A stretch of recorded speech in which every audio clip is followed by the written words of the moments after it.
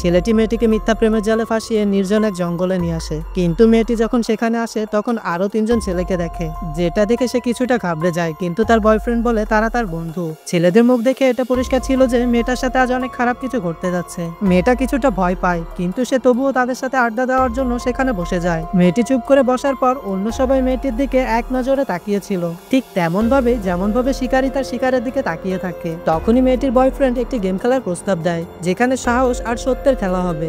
Game শুরু হয়। লাল bag থেকে মেয়েটির বয়ফ্রেন্ড একটি কার্ড উঠায়, যেখানে ট্রু লেখা ছিল।